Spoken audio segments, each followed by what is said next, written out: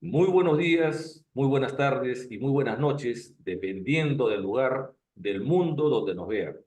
Este es un programa que se inicia con debates y soluciones, y justamente con debates y soluciones en el día principal de Fiestas Patrias, que es el 28 de julio, y celebramos nuestras Fiestas Patrias peruanas. Les saluda Ricardo García Montoya, un humilde servidor de Universal TV Digital, y estamos en el programa Debates y Soluciones. Pero hoy es un programa muy especial porque por primera vez en el Perú, sin temor a equivocarme, porque va de un proceso de una investigación que ningún canal de televisión, ningún programa de televisión, tanto señal abierta, digital o como los otros canales alternativos, no han hecho un debate, pero más que debate, no han hecho un programa en la que se pueda dar soluciones a un tema tan álgido y tan controversial que tenemos en nuestro país, que es la empresa nacional petrolera Petroperú. Hoy estamos nada más ni nada menos con el expresidente de Petroperú, el doctor Alberto Narváez Liceras. Alejandro. Perdón, Alejandro Narváez Liceras. Perdón, Alberto. Pero no solamente ha sido una vez, sino dos veces. Dos veces presidente del directorio de Petroperú. Entonces estamos con un gran conocedor de estos temas y hoy vamos a conversar un poco, a debatir si en algún momento se trata, pero más que todo de poner las soluciones para esta gran empresa nacional. Además, también estamos, y él está desde el Perú, les comento que acá está en Perú, pero además estamos también con el doctor José Valer, que él en estos momentos se encuentra en Ámsterdam, en Holanda, es un investigador de alto nivel en la Universidad de Oxford y sus investigaciones se centran y se concentran en lo que son los recursos naturales a nivel internacional.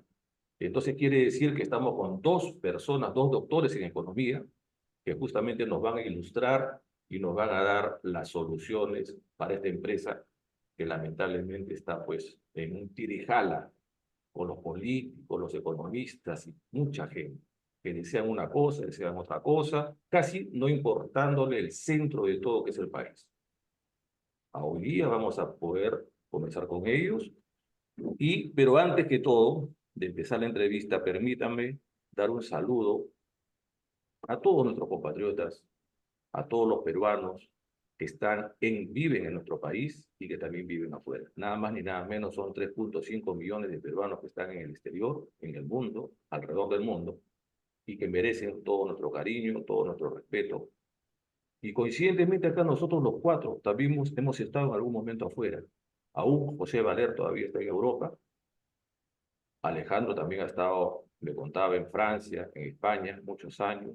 Alberto también en Estados Unidos. Y por mi parte, yo también he estado en algunos países de Europa. Entonces, por eso mismo nosotros comprendemos a los peruanos en el exterior y este programa se va directamente también para ellos, con mucho cariño, los peruanos dentro y fuera del país. Pero por sobre todo, se va a los políticos que hoy día juramenta la presidenta electa, la señora Keiko Fujimori Iguchi. Entonces esperemos pues que este programa llegue a esas esferas, tanto del poder ejecutivo como del poder legislativo. Entonces, este es un saludo cariñoso, con todo aprecio, para todos los peruanos por el Día de Fiestas Patrias.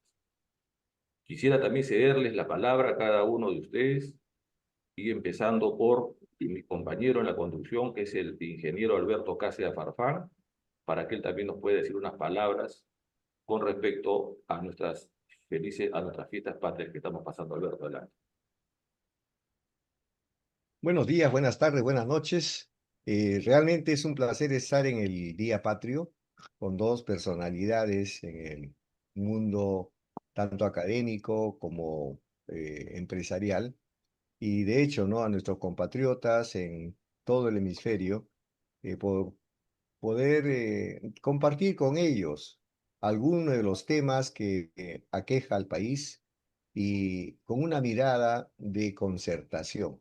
Como siempre digo, una propuesta vale más que 1000 protestas.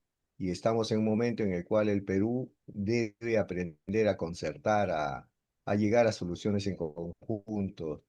Y el tema que vamos a tocar el día de hoy es muy importante y va a ser un ejemplo de lo que nosotros estamos proponiendo, tanto en Universal TV Digital, en la plataforma tecnológica, y por eso tenemos dos invitados de lujos para este debate.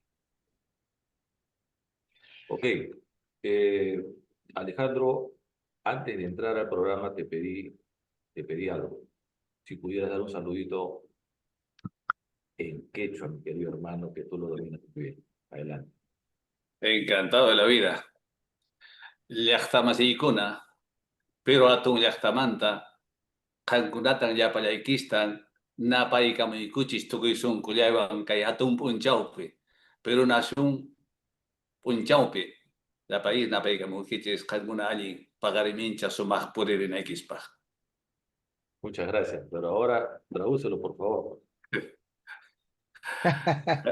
Que es más difícil. A Bueno, ver, decía, a todos los peruanos de corazón, les envío un saludo por este gran día, deseando los mejores éxitos en los próximos años para todos los peruanos en general. ok, muchas gracias. Ahora, José Valer, desde Ámsterdam, Holanda, te escuchamos. Tu saludo para todos nuestros compatriotas. No, no, a todos un saludo por Fiestas Patrias, que siempre es un recuerdo de los retos que tenemos más hacia adelante, ¿no? Tal vez, eh, y ojalá que podamos, que las nuevas generaciones pues, escuchen nuevas ideas y en algún momento puedan transformar el país que, que los vio nacer, los ha visto crecer y cuál le debemos tantas cosas, ¿no? Y muchas gracias, José, muchas gracias. Sí, sabemos lo que es justamente pasar años lejos de nuestra tierrita, como se dice. Bueno, empezamos hoy día. El tema principal, como ustedes ya saben, ya les hemos dicho, es la empresa nacional petrolera Petroperú. Inicio la entrevista, y gracias por los saludos que han dado los invitados, al doctor Alejandro Narváez Giseras. Alejandro, tú que has liderado Petroperú en dos periodos, que conoces a fondo sus estructuras y cuellos de botella que hay dentro de Petroperú, ante la actual carga financiera y pasivos acumulados, ¿cuál consideras que es la medida económica inmediata y prioritaria, sin afectar la operación, para restablecer el equilibrio de caja y recuperar la calificación crediticia que permita acceder a un financiamiento en condiciones competitivas? Bueno, Ricardo, es una pregunta muy profunda que requiere bastante tiempo para intentar hacer una propuesta igualmente profunda y rigurosa. Pero antes quisiera decir de que en torno a Petroperú ha habido mucho mito y sigue habiendo mucha narrativa falaz. Ha habido debates muy apasionados, pero carentes de rigor, de propuestas serias, carentes de un poco también de sentimiento patriótico, ¿no? Yo creo que en parte, sobre todo en estos días, debiéramos tener algo de eso. Patriotismo, sentimiento patriótico. Petroperú tiene cerca de 60 años en el mercado. Y la contribución de esta empresa, que considero estratégica por razones obvias, ha sido muy positiva en todos los sentidos. Contribuciones al tesoro público, contribuciones generando empleo, contribuciones con ese que se llama rol subsidiario del Estado, contribuciones al equilibrio del mercado. En fin, ha habido una serie de aportes cuantiosos y la historia está ahí. En las memorias anuales de la empresa fácilmente uno podría corroborar lo que estoy diciendo. O sea, una empresa que mayoritariamente esos 60 años de vida aproximadamente han sido años de ganancias, de utilidades importantes, y esos fondos o esas utilidades fueron transferidos al Tesoro Público como dividendos que finalmente han nutrido el presupuesto nacional. Recordar que Petroperú no forma parte del presupuesto del Estado. No está dentro del presupuesto nacional. O sea, Petroperú gasta lo que genera. No hay un sol del presupuesto nacional que pase a Petroperú y que esa financie, digamos, la supervivencia de Petroperú. Decía que hay mucha narrativa, mucho mito, de que Petrópolis es una carga para el Estado, de que es una rémora para el Estado, de que quienes trabajan en esta empresa ganan mucho dinero. Y todo eso es mentira. Yo tengo el privilegio de conocer la empresa por dentro, como muy pocos en el Perú. Y yo con cierta autoridad digo de que no es así. No es cierto de que un gerente de una empresa que factura aproximadamente 4.000 millones de dólares en los malos momentos, una empresa, repito, un dato relevante, una empresa que factura cerca de 4.000 millones de dólares al año, de una empresa tan compleja de una economía secundaria como la industria del sector de hidrocarburos, que gane 25.000 soles un gerente, no es nada, literalmente, y seguramente José me dará la razón. Un gerente general de una empresa tan importante, con ese nivel de facturación, podría estar ganando tranquilamente 20.000 dólares, 15.000 dólares, 25.000 dólares mensuales, y con todos los derechos. El CEO de una empresa de ese tamaño puede estar ganando tranquilamente 30.000 dólares. Fácil hacer una comparación. Una comparación, ¿cuánto gana un gerente de Ecopetrol? ¿Cuánto gana el gerente de Pemex? ¿Cuánto gana el gerente general de Petrobras? Y uno podría sacar lectura de eso, y nos daremos cuenta de que en una industria tan compleja que crea riqueza, que crea valor, terminamos emitiendo opiniones absolutamente desafortunadas que finalmente generan fastidio, enervan en la opinión pública, y eso pues de alguna forma también afecta a la imagen cuando no es cierto. Los últimos años ha tenido efectivamente malos momentos, periodos, digamos, negativos de resultados, y esto no es casual. Ha habido una serie de factores que han contribuido a que Petroperú entrase en una situación difícil, básicamente desde el año 2022, 21-22, y llegó hasta el año 25 con pérdidas abultadas. ¿Por qué? Porque en ese interín, desde la pandemia 2021, se estaba construyendo la nueva refinería de Talara. Y el arranque de esa nueva refinería ha sido, obviamente, bastante complejo. Generalmente en el mundo, esto es fácil también de comparar, el arranque de refinerías tan complejas como la que se tiene en Talara, más o menos dura entre 4 o 5 años. Y en Perú, la refinería se hizo en 4 años. O arranque acelerado, pero a eso todavía se han tomado decisiones equivocadas, como de las administraciones anteriores, de haber cerrado una refinería antigua que estaba operando.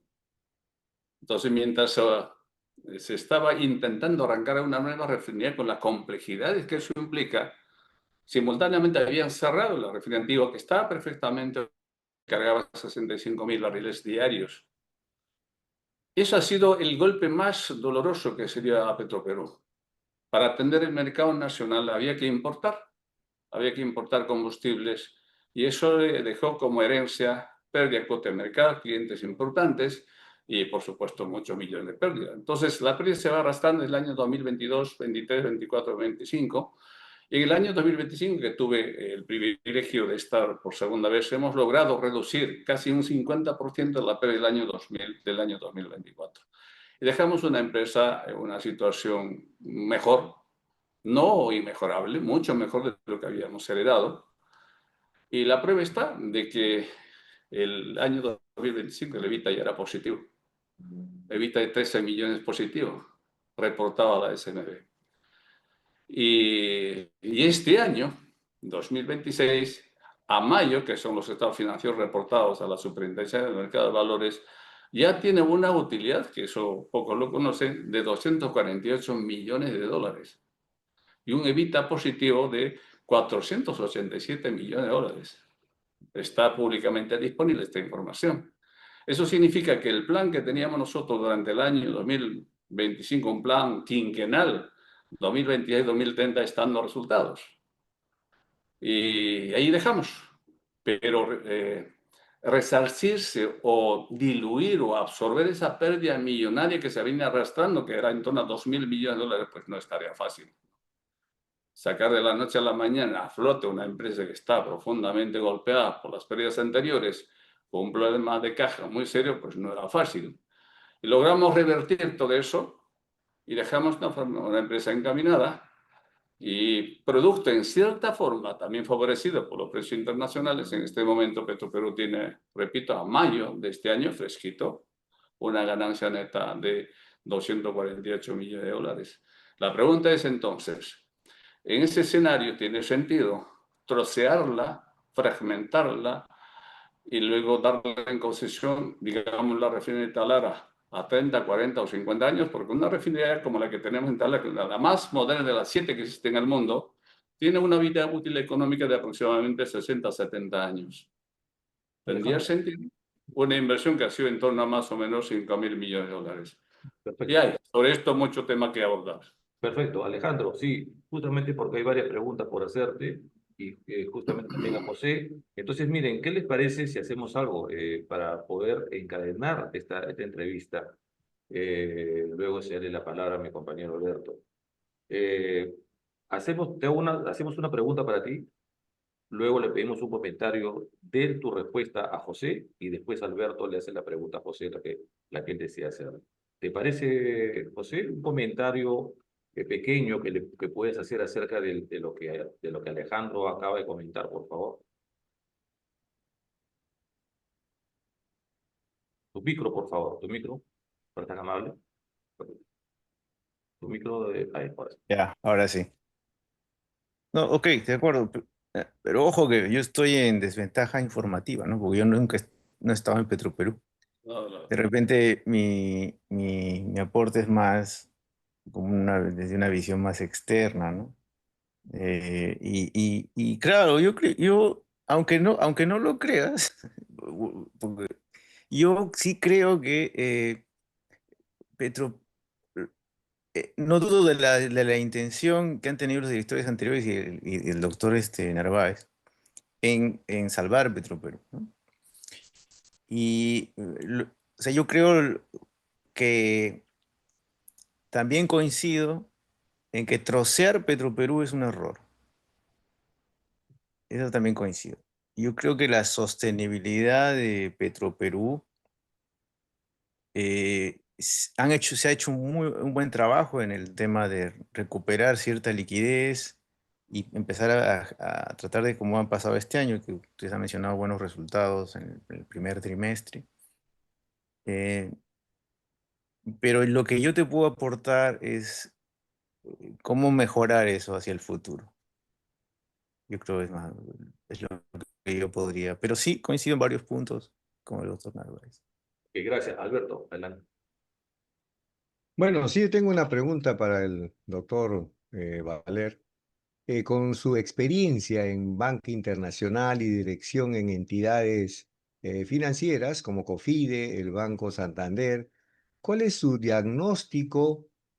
Lógicamente, no sin la profundidad de información que menciona sobre la estructura actual de pasivos y liquidez de Petroperú, ¿no? ¿Y qué medidas financieras inmediatas recomendaría para renegociar la deuda y restablecer la confianza ante el mercado de capitales? Claro,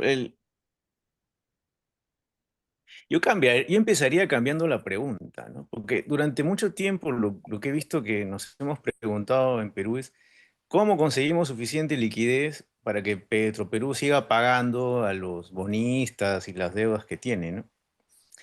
Yo preguntaría algo distinto, mirando hacia el futuro, ¿no? ¿Cuál es la estructura de capital que debería tener Petroperú para que sea sostenible? ¿Y quién debe reconocer las pérdidas que ya se han producido? ¿No? ¿Por qué? Porque una crisis de solvencia no se resuelve permanentemente con más liquidez, porque se puede ser muy eficiente en generar nueva liquidez, como mencionaban, vendiendo activos y esas cosas, pero hay algo adicional, ¿no? Eh, el Estado peruano es el accionista de Petroperú, pero como mencionaba también el doctor Narváez, yo inferiría que no es el garante universal de todas las decisiones financieras que ha tenido Petroperú en su historia. Entonces yo creo que por eso la estrategia financiera debería estar diseñada desde el lado de defender al accionista, que es el Estado peruano, y defender al contribuyente peruano, que somos todos nosotros y que nuestros impuestos están tratando de financiar la liquidez de Petroperú. Entonces, yo separaría tres conceptos que frecuentemente se mezclan. O sea, uno es liquidez, otro es la solvencia y otro es el valor. Entonces, Petroperú puede mejorar su resultado operativo y conseguir más que los 200 millones que ya está consiguiendo este año, por ejemplo, adicionales, ¿no? Puede seguir el resto del año produciendo mayor liquidez adicional, eso es bueno. Incluso puede pagar sus cupones puntualmente, pero a pesar de eso va a seguir teniendo un problema de la estructura de capital. O sea, mi recomendación no sería buscar qué vendemos para pagar la deuda. ¿Ya? Eh, yo me preguntaría algo más obvio, ¿no? Que de repente porque estoy lejos y veo otros casos de otros países, ¿por qué pagar a 100% una deuda en el mercado que el mismo mercado está valorando por muy 100%, ¿no? Eh, Antes yo de pedir $1 adicional, yo mapearía la estructura de pasivos y cambiaría el mandato de negociación que hace poco ha sacado el último gobierno. Eh, o sea, distinguiría claramente dos grupos, ¿no? Porque acá hay una diferencia jurídica muy importante, ¿no? La deuda que es expresamente garantizada por el Estado, y hay algo de deuda también corporativa de Petroperú que no tiene esa garantía, ¿no? Porque no deberían, perdón, la mayor parte de la deuda corporativa de Petroperú no tiene esa garantía estatal, como bien decía el doctor Narváez, ¿no? Entonces, eso no debería tener el mismo tratamiento, ¿no? O sea, las inversiones internacionales, que son las partes más grandes de los pasivos de Petroperú, la de 2017 expresamente está sin garantía el gobierno nacional. La nueva emisión del 2021 también no tiene garantías. Entonces, los inversionistas no compraron bonos soberanos del Perú, compraron riesgo Petroperú. Y además recibieron seguramente una rentabilidad superior a la que hubieran sido si compraban los bonos del soberanos, precisamente porque estaban asumiendo un riesgo adicional, ¿no? Entonces aquí hay un principio elemental de mercado, ¿no? Si uno cobra un retorno del riesgo privado de estos bonistas, de estos acreedores, durante los buenos años, no pueden pretender convertir ese riesgo retroactivamente en deuda soberana cuando el escenario se pone feo, ¿ya?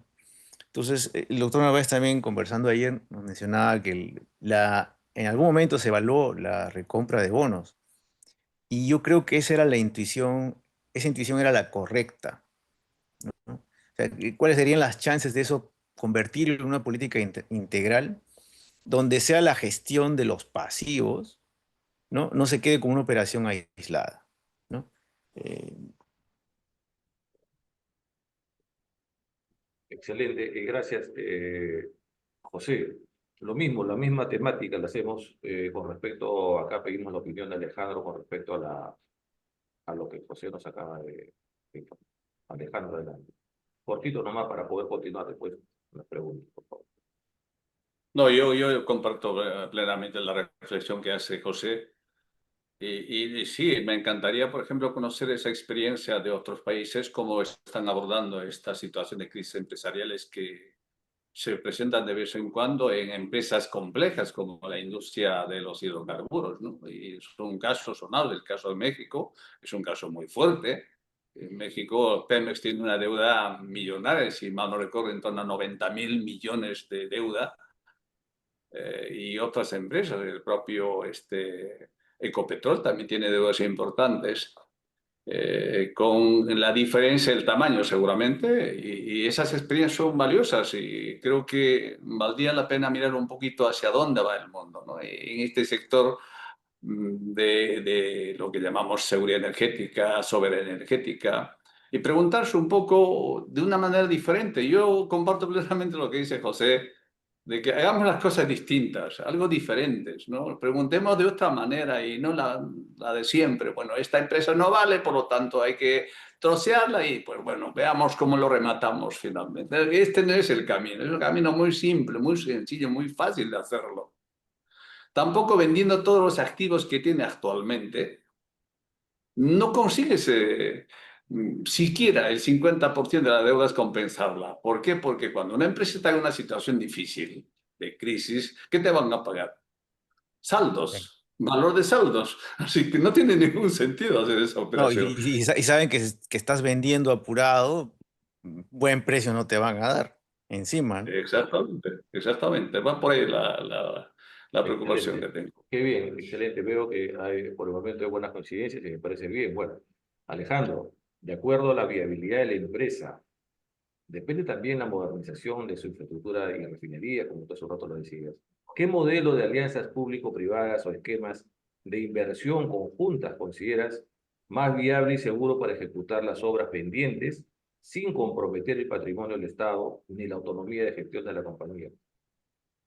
Bueno, esta es una pregunta súper interesante porque tiene dos respuestas muy sencillas. Una, si tú vendes en este momento una empresa tal como está, pues vendes a muy, digo,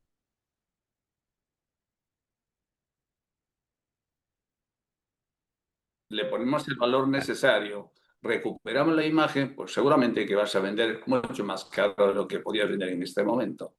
De hecho, hay una ley que permite que el 49% de las acciones hay que venderlas a privados. Esa ley está vigente. Esa ley tiene que aplicarse en algún momento. Pero para aplicarse esa ley, pues ¿quién te compra unas acciones? Una empresa que está con pérdidas acumuladas, prácticamente regalarías. Nadie simplemente te compraría una empresa. De hecho, las acciones de Petrópolis están listadas en la Bolsa de Valores de Lima. Pero nadie te va a comprar, nadie te va a comprar una empresa que dicen que está. Porque de hecho algunos ministros o exministros o algún director de Petropero decían que la empresa estaba quebrada y que no valía nada. Sí vale, y vale mucho Petropero en este momento, muy tangible, invalorable, ¿no? Entonces, el futuro va a ir por ahí, es decir, que haya una especie de capital mixto, privado-público. Creo que es lo más sensato en este momento. Ese 49% se materializa en algún momento, pero para que eso se dé hay que recuperarla, hay que reestructurarla, hay que fortalecer a la empresa para que se venda esas acciones pues, a un precio razonablemente bueno para el Estado, ¿no? Y el 51% seguramente debiera estar en manos del Estado. Por eso es un poco el temperamento que se estaba manejando. Lo que se está haciendo en otras empresas más o menos cercanas a nosotros, porque Ecopetrol, que cotiza en bolsa, pues también tiene accionistas privados y es manejado por el Estado y lo hace magníficamente bien, ¿no? Es una empresa que exporta, que gana dinero y contribuye positivamente a la economía de Colombia. Entonces, todo eso son experiencias positivas que creo que debiéramos tomar en cuenta.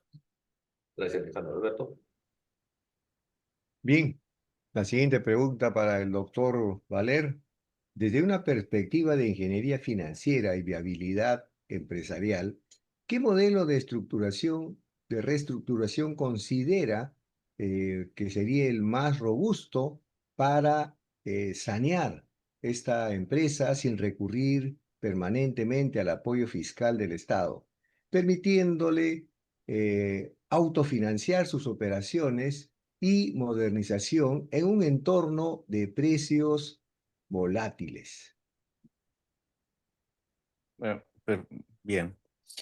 Bueno, siempre tengo que hacer el disclaimer, ¿no? O sea, yo no tengo acceso a la documentación interna de Petroperú, los paripasos, los cross default, las mayorías, etcétera. So, yo no puedo hacer estoy dándoles el consejo de lo que yo puedo acceder públicamente y más o menos de lo que puedo inferir de la situación de Petroperú, ¿no? Entonces, yo compensaría, para hacerlo más didáctico, yo lo haría un poquito ilustrativo, ¿no? Por ejemplo, si yo tengo una obligación nominal de 100 y el mercado está dispuesto a venderla a 65, ¿no? Entonces, ustedes saben que los bonos de Petroperú están a descuento, obviamente, ¿no? No están a la par.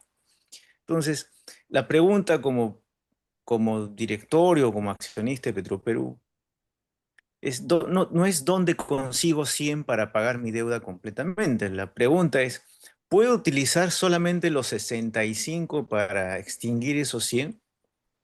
Esa es la pregunta natural de cualquier banquero de inversión que estuviera asesorando, que no estuviera involucrado, obviamente, no fuera un acreedor, porque si vas a pedirle consejo al acreedor, te va a dar, va a defender, va a defenderse a él y a los acreedores, ¿no? Lo que yo creo es que el equipo negociador ahí debe ser alguien que no tenga vinculación con ninguno de los acreedores, ni en primer ni en segundo grado.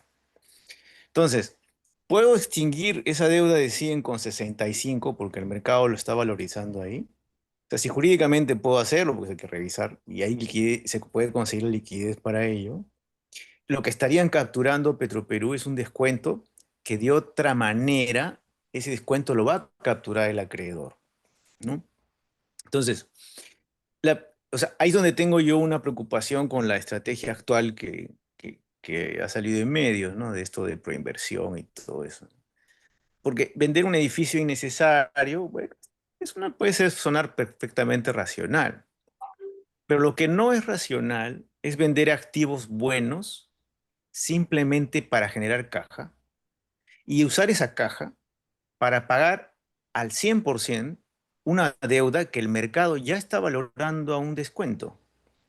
Porque si no estás haciendo esto, ¿no? Estás liquidando, reduciendo el valor del accionista para proteger el valor del acreedor. O sea, eso no es reestructurar el balance. Eso es trasladar la pérdida al Estado. Entonces, sería una mala decisión vender un buen activo que genera 100 de caja y utilizar esos 100 para pagar a la par una obligación que el mercado lo valora a 65, ¿no? Es más o menos el ejemplo. Entonces, así no estás saneando Perú, ¿no? Estás transfiriendo el descuento, lo estás socializando, lo estás repartiendo entre todos nosotros los contribuyentes, ¿no? Entonces, tampoco estoy diciendo no vendan activos. Si quieren pueden vender activos, pero que su valor de venta supere al valor de retenerlos, ¿no? No simplemente porque necesitamos caja para hacer íntegro el pago al 100% al acreedor a un precio que obviamente no es el actual, ¿no? Entonces, una reestructuración trabaja los dos lados del balance, ¿no? Entonces, hasta ahora he escuchado mucho cómo reorganizar los activos, pero yo quisiera escuchar más bien cómo van a reorganizar los pasivos. O sea, no podemos considerar los activos negociables y los pasivos intocables, ¿no? Eh, bueno, no sé si quieren que profundice un poquito en eso. No, está muy interesante el punto, me parece muy Bien. interesante porque sí, el enfoque está por el otro lado y ese punto me parece interesante, puede continuar. Entonces, la primera objeción que te va a hacer la prensa y obviamente los interesados en el otro lado es, oye, pero esto va a hacer que pierdas la confianza de los mercados, ¿no? ¿No? Que la deuda del Perú suba de precio. Entonces, esa es una falsa dicotomía, ¿no? O sea, no se puede decir o se paga todo exactamente como estaba previsto, como si no ningún riesgo hubiera pasado ni ningún mal escenario hubiera pasado, o se pierde la confianza del mercado. Eso no es así. Los mercados de capitales hacen frecuentemente, y en estos casos de reestructuraciones de empresas energéticas, hacen recompras, tender offers, exchange offers, todos los días. O sea, la confianza no depende del mercado, de que nunca renegocies, ¿no? Que siempre pagues tus deudas al 100%. Depende de que tengas un plan creíble, que respetes el marco contractual. Está escrito en los detalles de los bonos. Y que la estructura que emerja después, respetando eso, pero a mercado, a precios de mercado, sea financieramente sostenible. Entonces, el propio MEF hace operaciones de gestión de pasivos sobre su deuda soberana, ¿no? Entonces, ¿por qué la gestión de pasivos es una buena práctica para la República del Perú, pero es una herejía financiera para Petroperú? ¿No? Esas cosas me pregunto porque estoy afuera. Entonces, el principio que tomo del caso es financiero, ¿no? El accionista, en este caso el Perú y por ende nosotros, no tiene obligación económica de seguir capitalizando indefinidamente para que el acreedor extranjero reconozca el riesgo que compró. O sea, si tú invertiste y asumiste ese riesgo, tienes que ser responsable del riesgo que tomaste, ¿no? Entonces, ahora, si el inversionista buscaba una rentabilidad, el contribuyente peruano, al final, no es que le haya vendido gratuitamente un seguro contra toda pérdida. El riesgo que se paga con spread, que es el caso de los bonos de Petroperú sobre deuda soberana, tiene que poder materializarse, si no, no estás hablando. Si no, estás privatizando la rentabilidad, pero estás socializando entre las familias peruanas el riesgo, ¿no? Ah, no sé si tienen alguna Bueno, pregunta. acá, excelente, excelente tu locución, José. Acá lo veo, Alejandro, lo estoy mirando, observando, el expresidente de Petroperú, que está con una gana de poder decirnos algo con respecto a lo que tú nos has dicho. Adelante, Alejandro. No, yo estoy de acuerdo con José, ese es el camino y no se tiene una lectura adecuada de lo que realmente está pasando a Petroperú o no se tiene una lectura clara de su estado financiero, ¿no? Y efectivamente, eso de vender edificios de San Isidro y con eso consigue 150 millones de dólares y aparentemente eso puede ayudar a salir de la crisis, pues eso no es la panacea del problema. Sin duda, y yo creo que hay esa miopía en la lectura de cómo se debe manejar una gran empresa que factura, repito, en este momento cerca de 4.000 millones de dólares, que no es poco, es la empresa, es la mega empresa, la empresa que tiene mayor facturación en el país. Por tanto, a esa empresa hay que dotarle pues, de soluciones pues, más creativas, ¿no? más imaginativas que lamentablemente no se da. Y eso, en cierta forma, responde a otro tipo de intereses, ¿no? Aquí vamos a poner un poquito el matiz político, ¿no? La pregunta que uno se hace es ¿por qué llegamos a este estado de cosas? Pues la respuesta, entre otras, es que ha habido y seguirá habiendo seguramente una injerencia política muy manifiesta, ¿no? Recurrente, ¿no? Y eso ha generado de que pudiéramos diseñar políticas financieras mucho más acorde a una empresa del siglo XXI, una empresa estratégica, ¿no? Yo planteaba con el ministro Reyes, si mal no recuerdo, con el ministro Reyes de Economía en ese momento, estábamos barajando esa posibilidad de recompra de bonos. Y eso nos salía realmente un gran negocio a nosotros. Pero tan pronto ideamos esa propuesta, pasaron meses, saca al ministro Reyes y a mí también me invitan a que deje. Entonces, toda esa idea de abordar el tema por ese lado se truncó.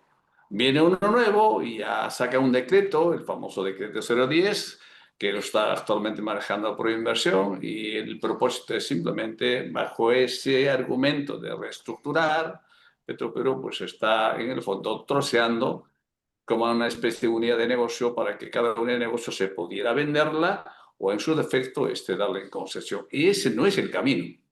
Y eso yo estoy convencido de que ese no es el camino.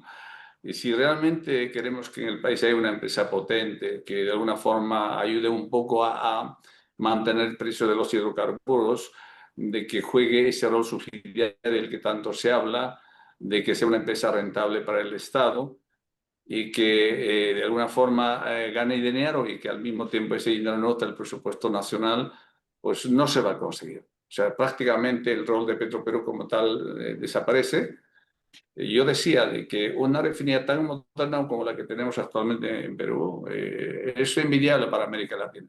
Solo hay dos de ese nivel, el de Cartagena, en Colombia, y la peruana. Y de hecho muchos latinoamericanos vienen a hacer práctica la refinería de Talara, a conocer lo que es una obra extraordinariamente maravillosa, ¿no? Yo recorrí algunos países conociendo refinerías y la verdad la que tenemos nosotros es envidiable.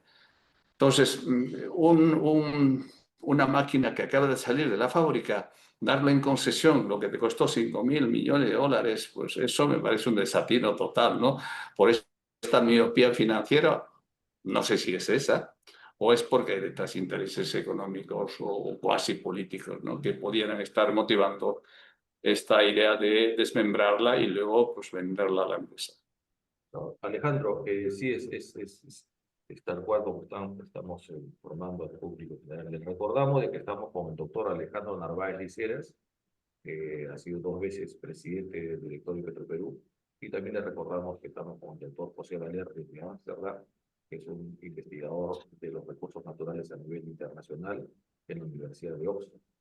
Ya estamos con dos personas que realmente nos están informando acerca de la problemática y sobre todo de las soluciones que se pueden tener para Petroperú. Profundizando un poquito de la pregunta anterior, Alejandro, en el contexto de transición energética y de volatilidad de los precios internacionales, ¿qué reestructuración del modelo de negocio y cadena de valor debería implementarse para que Petroperú deje de depender excesivamente de importaciones y se convierta en una empresa rentable, resiliente y competitiva a mediano o a largo plazo? Muy buena pregunta, Ricardo. Voy a tratar de ser lo más resumidamente posible. Los negocios del sector hidrocarburos, por mis modestos conocimientos, son rentables fundamentalmente cuando estas son integradas verticalmente. Eso quiere decir de que el downstream y el upstream estén de la mano, que esa cadena de valor exista, que haya exploración, producción, transporte, refinación, comercialización y la boca de salida, que son los grifos, ¿no? Incluso ir más allá, a la petroquímica, que es otra línea de negocio que en su momento tuvo Petroperú. Negro de Humo en Talar. Los lubricantes de Petroperú se producían y había esa industria en el país. Era un negocio integrado verticalmente. Pero tan pronto vino la privatización, pues Petroperú se quedó simplemente con el hueso del negocio. El mayor margen en este sector está básicamente en producción petrolera y en petroquímica, no en refinación. Aún así, en los últimos 30 años, casi el 85% de ese tiempo Petroperú ha sido rentable, siendo solamente un negocio de refinación y comercialización, porque los márgenes están en torno a 15%, 12%, 10%. Los griferos ganan más que las empresas refineras. El mayorista gana más que las refineras. De hecho, en exploración, producción, pues la rentabilidad está en 40, 50, 60%, ¿no? Y en petroquímica está en 50, 60%. Entonces, esos negocios no existen. Entonces, el futuro de una empresa del sector pasa porque sea integrada verticalmente. Pero no lo digo yo, sería un desatino decirle que lo digo. No, no, no. Es experiencia mundial, evidencias del mundo lo dicen así. América Latina, todas. Chile, que no tiene pozos petroleros, tiene un negocio integrado verticalmente. Entonces, ¿cómo puede ser posible que vaya el Perú en sentido contrario? Contra la corriente. Pues bueno, decisiones políticas desafortunadas que se toman. Entonces, por ahí va el asunto, mi querido Ricardo. Es que tiene que haber, uno, negocio integrado verticalmente, tiene que tener pozos propios, producción propia, campo propio, que no se tiene. La que se tenía se lo quitaron. Segundo, que tenga una refinería moderna como la que tenemos. Mira, tenemos 3 refinerías en el Perú, y te lo digo rapidito. Talada, 95.000 barriles de refinación diario. Podía aumentar a 100.000 barriles. Tenemos el de Iquitos, capacidad máxima de 12.000 barriles. Podía ir a 13.000 barriles. Y actualmente Iquitos está en 10% de esa capacidad, está infrautilizada. Y aquí, cerquita con Chan, tenemos una refinería que tiene una capacidad para 15.500 barriles. Puede ir a 17.000. Está actualmente con 13% de capacidad de producción. O sea, grandes activos están infrautilizados. O sea, Petroperú tiene en el downstream suficiente capacidad. Y con esta refinería que refina básicamente crudo pesado, podía sacar pues, productos extraordinarios. Mira, fíjate, a partir de este año, 2025, empezamos a exportar. Jamás hacíamos. Exportamos ácido sulfúrico de alta pureza a Chile.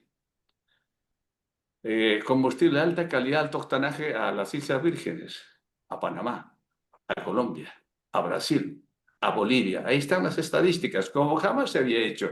Y gracias a esa nueva refinería, porque permite sacar productos de vastísima variedad y de calidad, refinando crudo pesado. Se puede hacer muchas cosas, pero depende si tenemos un poquito de sentido de país, sentido de nación, ¿no? Por ahí van las cosas. La gobernanza es un tema de quién es el capitán del barco, de comprobada y solvencia moral y de profesionalismo. Pero como perfectamente tú conoces, Ricardo, por Petroperú pasaron gente que hizo fortuna y salieron por la puerta falsa. Y eso todo el mundo lo conoce. Muchos con carpetas fiscales. Y ahí está. Y eso es lo que no tenemos. Por eso la injerencia política ha sido un tremendo daño para el futuro de nuestra empresa. No digo nuestra porque es de todos los peruanos. Gracias, Alejandro. Y creo que este comentario, esta información que nos ha dado el doctor Alejandro Narváez merece su comentario, doctor José Valero. Adelante, por favor. Sí, yo creo que el mensaje del doctor Narváez yo lo tomaría en el lado, o sea, podrías conseguir un Petroperú 2.0 si quieres, integrando lo que él ha mencionado. eh, y creo que sí tendría valor Petroperú, pero tienes que hacerla, tienes que explicar los pasos, ¿no? Porque eh, lo primero que hay que atender es la reestructuración de pasivos, que ya les he mencionado, antes de poder hacer la segunda etapa, que es justo lo que el doctor Narváez está mencionando, ¿no? Aprovechar los activos productivos. Eh, Va a haber objeciones, porque van a decir, no, no, si tú no pagas la deuda al 100%, van a decir que la deuda va a encarecerse en el futuro, ¿no? Ahora, por supuesto que el crédito incorpora las experiencias pasadas, o sea, los banqueros no son sonsos. Yo soy banquero, yo estaba en banca 20 años, he negociado deudas con problemas en Londres y en Nueva York. O sea, por lo menos les puedo dar ese punto de vista de ese lado para enriquecer, digamos, este debate sobre Petroperú. ¿Por qué? Porque si este costo de deuda se puede incrementar porque Perú empieza a recomprar sus bonos, a negociar un descuento, eso también incorpora la sostenibilidad futura. O sea, no quiere decir que todo está mal y se va a encarecer, porque hay una forma de estructurarlo, reestructurar ordenadamente, y otra forma que igual va a deteriorar el crédito de Petroperú para el futuro es si solo mantienes una empresa con problemas de insolvencia, mediante solamente rescates sucesivos y vendiendo todo lo que pueda hasta las mesas para esperando que nadie note el riesgo. Eso no pasa, ¿no? Ese modelo es mucho más costoso que el que yo estoy sugiriendo. Porque eso es lo que he visto, lo que se ve en el mercado internacional con este tipo de problemas, ¿no? O sea, el acreedor futuro de Petroperú, después que lo vuelva, reestructure sus pasivos y lo vuelva solvente, o por lo menos le quites el alivio del problema de la... eh, el inversionista futuro en Petroperú va a tener menos deuda y flujos más predecibles. No un Petroperú artificialmente solvente porque el tesoro sigue poniendo capital o estamos vendiendo hasta las sillas. ¿Se dan cuenta? O sea, los mecanismos de mercado actúan de formas mucho más inteligentes de lo que nos dicen que va a pasar. O sea, siempre cuando estás en el estado te asustan, ¿no? Los banqueros te asustan. No, no, no, si haces eso va a subir el coste. No, no, si eso vas a ponerte a riesgo. Y claro, el personal en los ministerios, etcétera, no está preparado para eso, porque ellos nunca han estado en el lado privado donde eso es el día a día, ¿no? Y donde tú optimizas sobre ese riesgo, ¿no?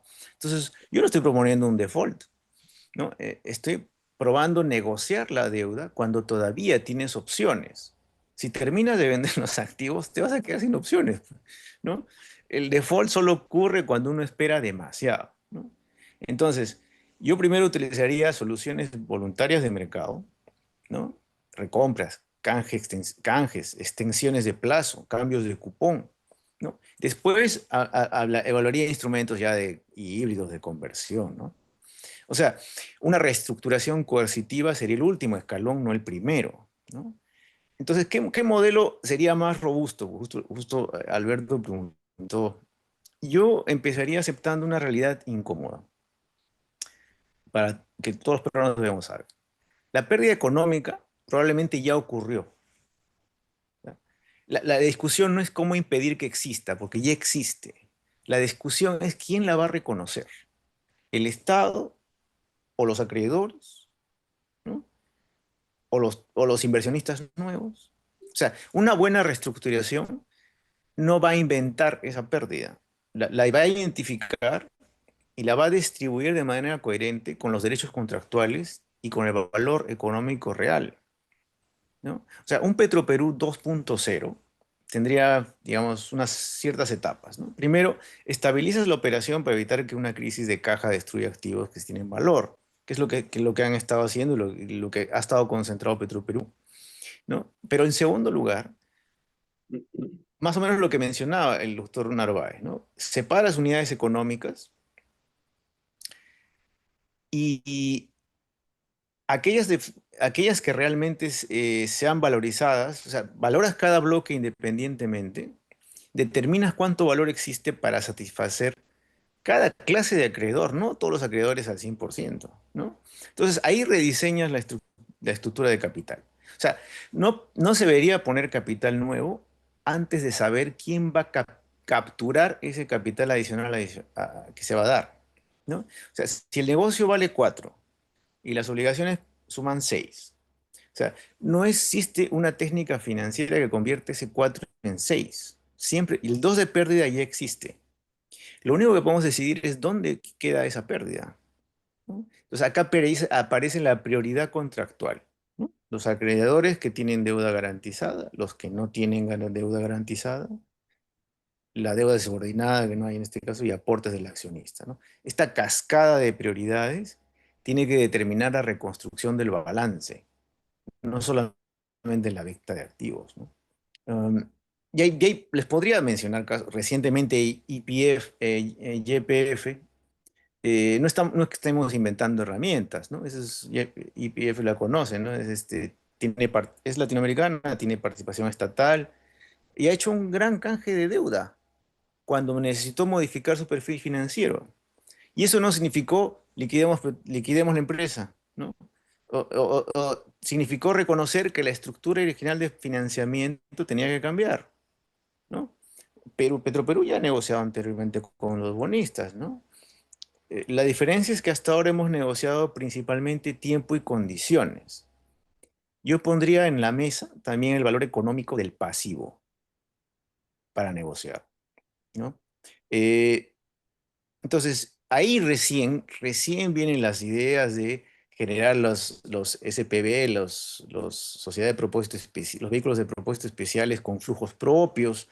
Talara podría tener una estructura propia, ¿no? El oleoducto otra, pero ¿puede este activo pagar su costo de capital? Si la respuesta es sí, va a atraer inversión, ¿no? O sea, no hay que simplemente creer que todo va a ser negativo si el Estado empieza a Claro, defender sus intereses, ¿no?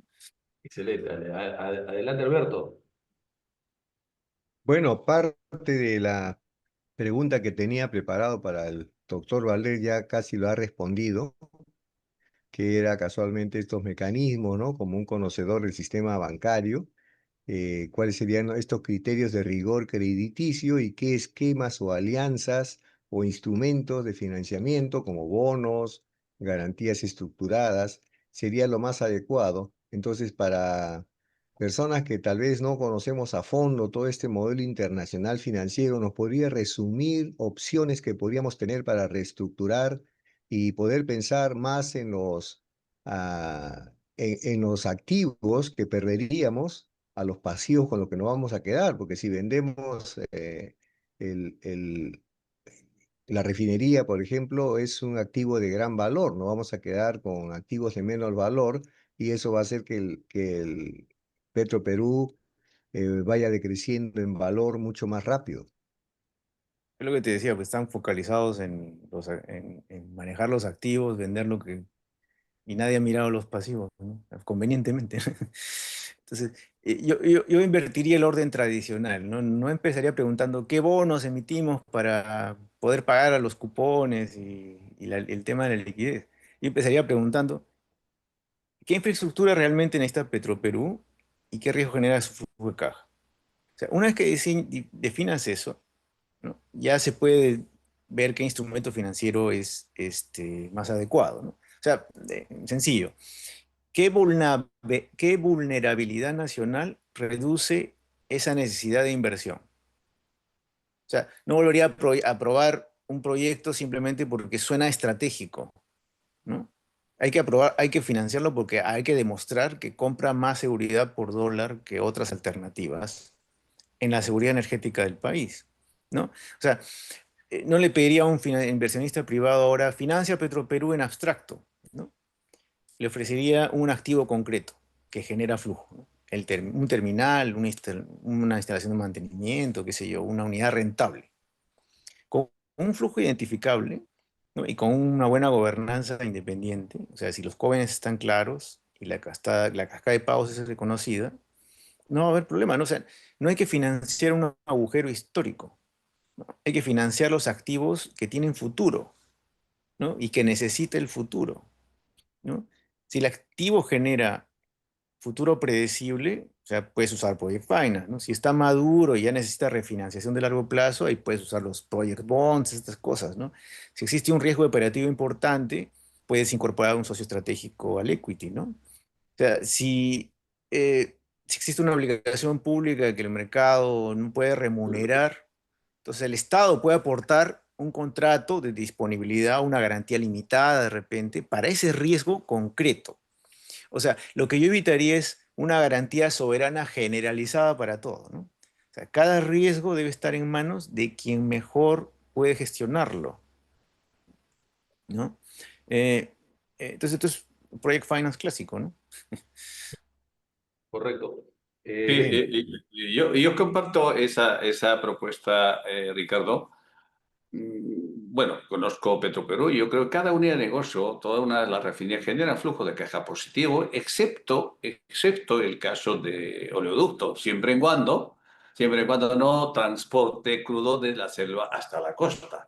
Pero tan pronto los lotes que hay en la selva se ponen activos, se empieza a producir, evidentemente, el oleoducto empieza a generar riqueza, empieza a generar flujo de caja positivo, ¿no? Y exactamente eso pasa con todas las refinerías. Es decir, con las tres refinerías que tiene el Estado peruano, o Petroperú, hace perfectamente lo mismo. En este momento están infrautilizados porque falta materia prima para procesarlo. Por lo tanto, o lo hacemos individualmente y manejamos con unidades de negocio independientes, cada uno, si se gerencia adecuadamente, da flujo de caja positivo. Sin ninguna duda, la rentabilidad es interesantísima. Y si lo hacemos la sumatoria de todas ellas, también es positivo. El tema es, José, y tú lo sabes perfectamente, la injerencia política que hace que Petroperú no tenga un plan, un horizonte más o menos predecible de 4, 5, 10 años. Y las grandes empresas tienen que manejarse en esos términos, planes quinquenales, decenales, y entonces en ese contexto sí, estos negocios dan frutos como se espera, pero si tú en una empresa que cada 3 meses, cada 4 meses cambian de presidente, no hay planes, no hay objetivos, no hay estrategias, pues esta va pues, a cualquier parte menos donde uno quisiera. Y es exactamente lo que ha pasado en los últimos años. Entonces, un poco el origen de los problemas están también ahí, ¿no? No porque sea per se una empresa estatal. Eso es otro gran mito. Las empresas públicas o privadas tienen un principio universal, maximizar ganancias. Todos buscan maximizar ganancias. El tema está de quién es el capitán del barco.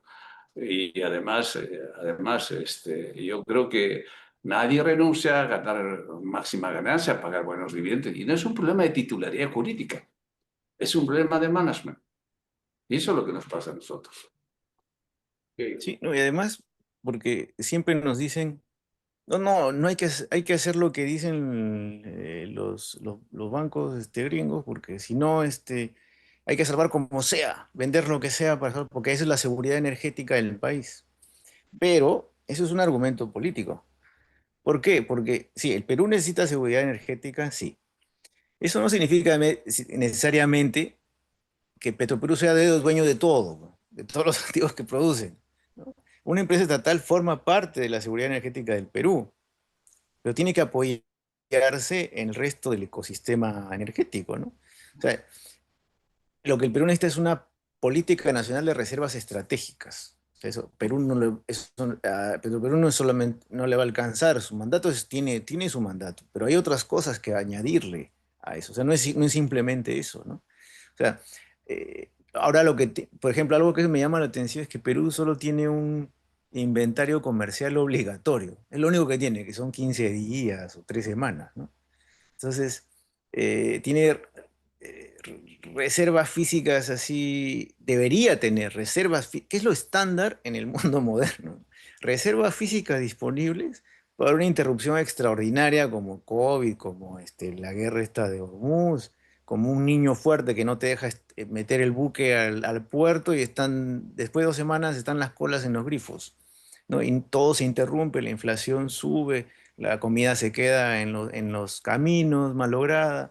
O sea, se puede empezar con un objetivo razonable y construir gradualmente, yo les aconsejaría, a estándares internacionales de resiliencia energética, ¿no?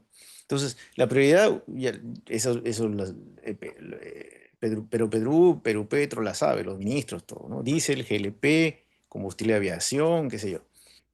¿Por qué? Tienes que garantizar al país una interrupción de transporte, de alimentos, de servicios esenciales.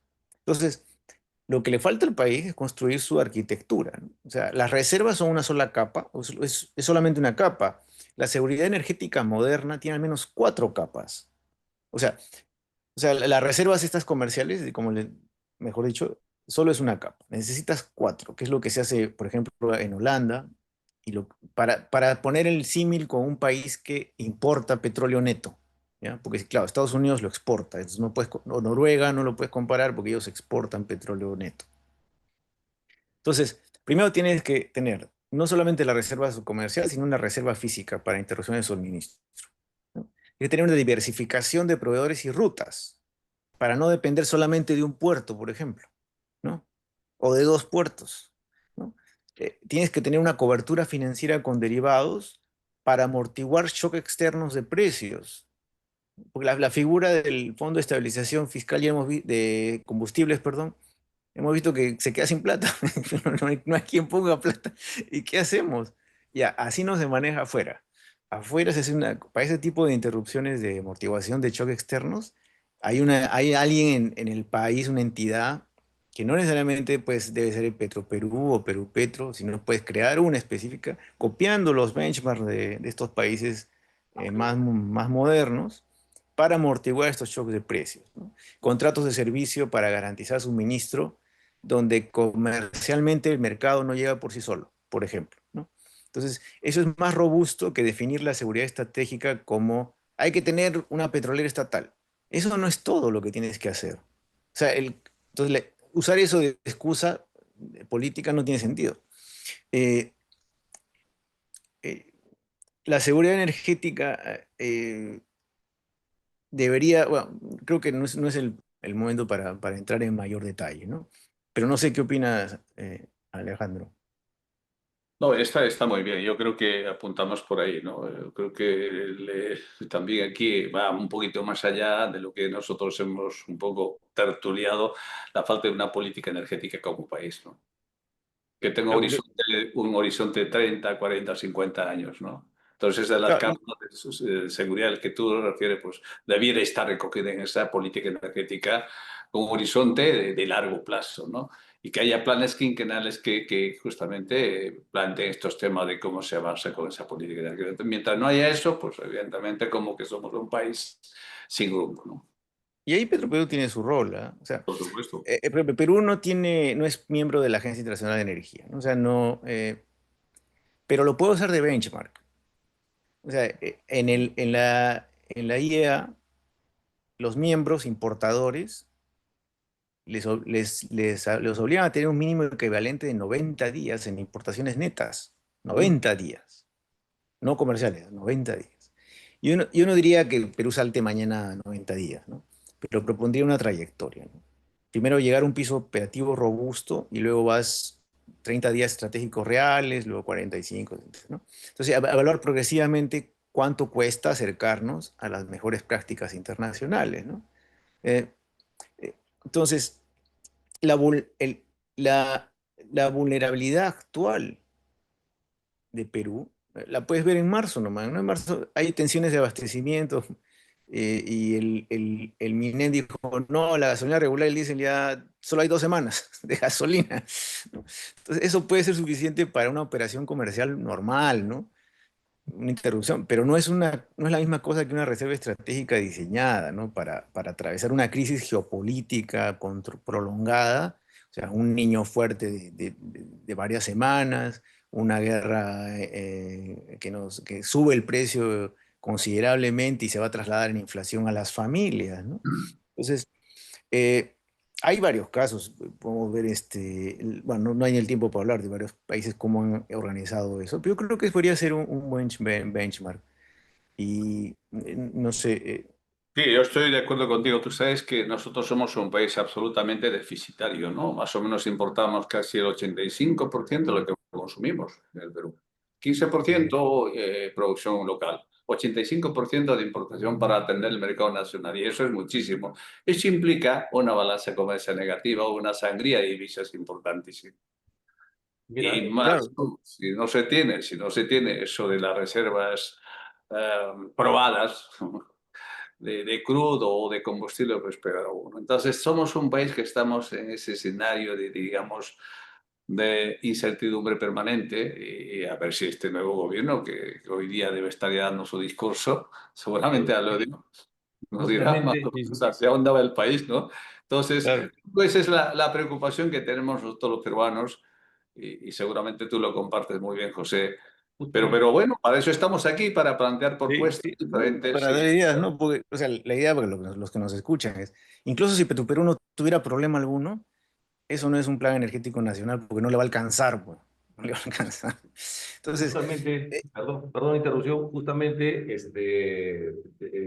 ya estamos finalizando el programa. Hay más preguntas para poder hacerlas, pero la verdad que el tema es bastante largo y ustedes, como especialistas y profesionales en estos temas, tienen mucho que decirnos a los peruanos. Entonces, creo que por el momento, solamente para poder despedir el programa, quisiéramos un lenguaje práctico, resumido, me refiero en el buen sentido de la palabra, de las personas que comúnmente no escuchamos seguido a dos doctores en economía, sino escuchamos a otras personas. Entonces, finalmente, ¿qué hacemos con Petroperú?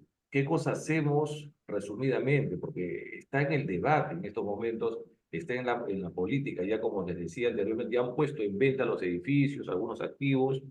Eh, Acá tenemos al doctor Alejandro Narváez Licera, que ha sido presidente dos veces de Petroperú. La gente comúnmente se pregunta, bueno, finalmente escuchan las noticias de un lado, de otro lado, está casi como polarizado, controversial el tema. Entonces acá estamos con dos especialistas que nos pueden decir cada uno en su posición. Cerramos el programa y si hay algún tema que tratar complementariamente, lo vamos a hacer con mucho gusto, lo vamos a convocar nuevamente para poder de repente cerrar algunos vacíos que puedan quedar, ¿no? Después de lo último que vamos a poder resumir de todo lo que hemos conversado. Alejandro seguramente tendrá una posición, el doctor José Valder también. Alejandro, dinos desde el punto de vista, ¿qué hacemos con Petroperú? ¿Qué cosa es lo que la gente en su cabecita, que está al margen de los políticos, que está al margen, el peatón común y corriente, qué cosa debe absorber de tanta noticia que se bombardea? ¿Qué se va a hacer o qué se puede hacer? ¿Qué recomendarías hacer resumidamente con Petroperú, Alejandro? Lo primero que hay que decir con absoluta claridad es que esta venta de activos dispersos que tiene básicamente bienes raíces no es la solución al problema. Podría ser la antesala de una posible liquidación de la empresa y eso sería peligrosísimo.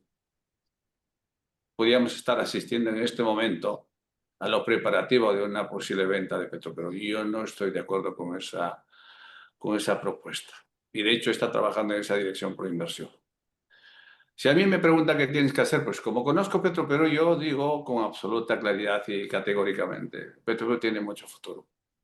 Todo depende de quién lo dirija. Yo he estado en dos momentos de dura crisis y en el primer momento, el año 2003-2004, encontré también una empresa con una serie de pérdidas importante, en ese momento algo de 15 millones de dólares, recuperamos y dejamos una empresa con 51% de participación del mercado. 51%. Y ahora, en esta segunda oportunidad, me llamaron, no la busqué y también demostramos que Petroperú tiene futuro. Dejé una empresa en franca recuperación. Evita positivo y que los años 2020 y 2030 las utilidades eran positivas. Está la proyección en la presentación que hicieron en el Congreso y ante los acciones están ahí las cifras debidamente fundadas. cifras muy bien argumentadas. El futuro de Petroperú pasará porque haya una política distinta, un gobierno que tenga sentimiento patriótico.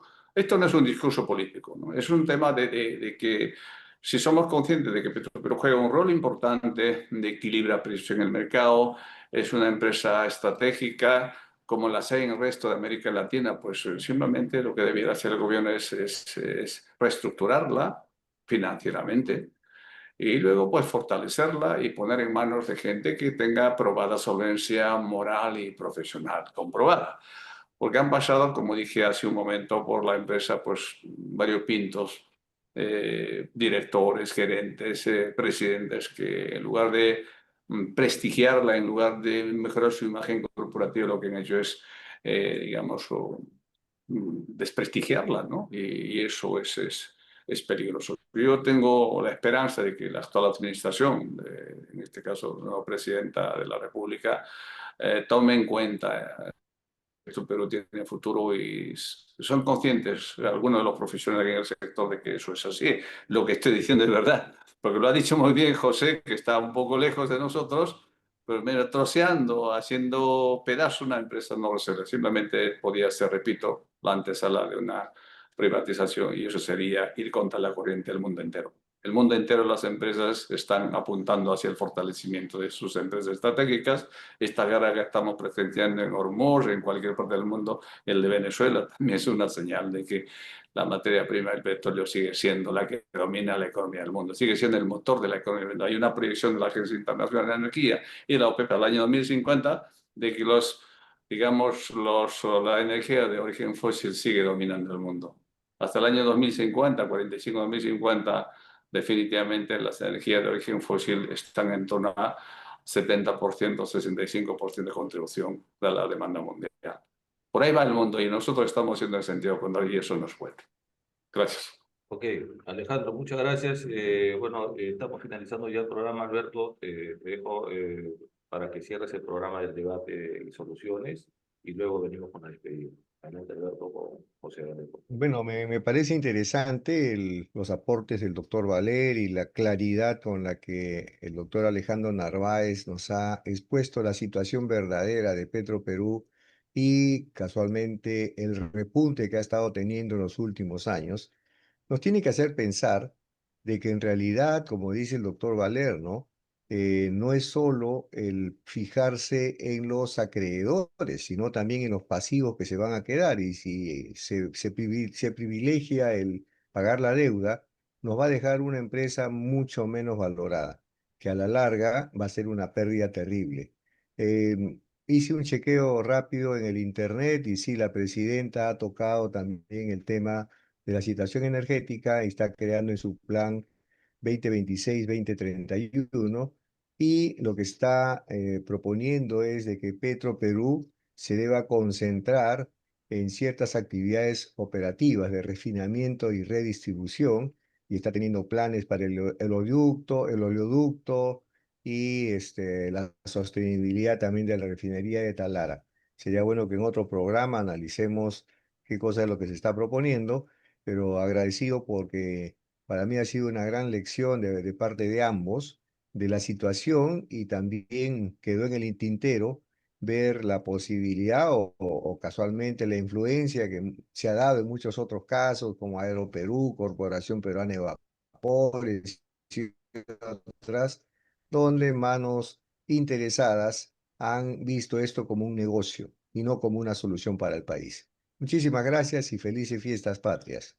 Pero, perdón, quedaba la parte de la intervención de José Valer justamente para hacer una equivalencia con lo que ha hecho el doctor Narváez, para ver qué cosa hacemos con Petroperú, según tu punto de vista, nos has venido diciendo, informando temas valiosos. Prende tu micro, por favor, José, y Sí, qué cosa nos dices a los peruanos de aquí al voy a hacer Perú. un resumen así de 60 segundos. A ver. Eh, Porque mi propuesta ah, ah, es, es totalmente compatible con el libre mercado y con las reglas del mercado internacionales No estoy proponiendo, eso es lo interesante, porque a veces me han dicho, no, lo que pasa es que tú estás a favor. No, todas las propuestas que le estoy dando son compatibles con cómo se negocia en los mercados maduros eh, este tipo de problemas. ¿Ok? Entonces, y el punto es, ahora que nos ha mencionado Alberto de lo que ha tratado en el discurso, es el punto 3 que yo consideraría, ¿no? Porque primero, el primer si les resumo las ideas que les estoy dejando, dejar de tratar la solvencia de la empresa con rescates de liquidez. Eso es lo primero. Ya hablamos de eso extensamente. Segundo, separar la deuda garantizada, ¿no?, corporativa, y negociar activamente los pasivos, que realmente soportan el riesgo que tiene Petroperú. Tercero, ahí va lo que ha dicho la presidenta, hay que preservarlos, y que el doctor Narváez también mencionó, ahí han coincidido, es preservar los activos que generen valor y no liquidarlos simplemente por proteger a los acreedores al 100%, ¿no? ¿No? Y el siguiente paso, el cuarto, sería separar lo que es la propiedad del recurso de la operación empresarial y la política de seguridad energética, que eso es lo que debería buscar el país. Y Petroperú puede ser parte, puede sobrevivir a este proceso, ¿no? O sea, construir una nueva seguridad energética para el país basada en reservas estratégicas, lo que hemos mencionado, proveedores diversificados, contratos, todas estas cosas. O sea, Petroperú puede sobrevivir a eso, a ese proceso. Puede salir incluso aún más fuerte, pero no necesitamos salvar cada activo, cada deuda, cada bono que se ha pagado al 100%, cada estructura del Petroperú antiguo, para preservar aquello que realmente genera valor para el Perú. O sea, no se trata de salvar la estructura actual de Petroperú, se trata de preservar lo que genera valor para el Perú y dejar de socializar las pérdidas que otros aceptaron asumir cuando invirtieron. Eso es completamente compatible con el libre mercado, ¿no? Ese debería ser el objetivo. Salvar el valor, no salvar estructuras heredadas, ¿no? Y no salvar tampoco, no convertir al contribuyente peruano y al Estado peruano en un asegurador al 100% contra todo riesgo. Ok, Esa sería mi conclusión.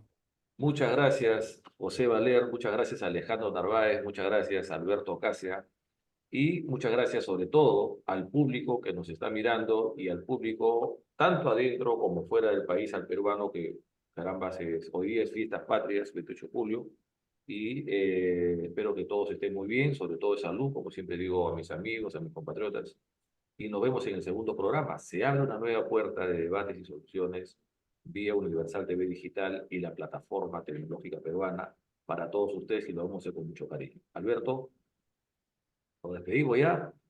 Chao con Sí, sí, todo. yo ya me despedí. Gracias. Claro. Chao con todo. Muchas gracias. Chao, Listo. José. Chao, Gracias, Alberto. un gustazo. Gracias, José. Chao, Un chao. No, abrazo. gracias, doctor. Gracias, Ricardo, y encantado. Encantado. Felices fiestas. Felices fiestas patrias. Chao, chao. Tupananchis Kama en quechua, eso es. Ok.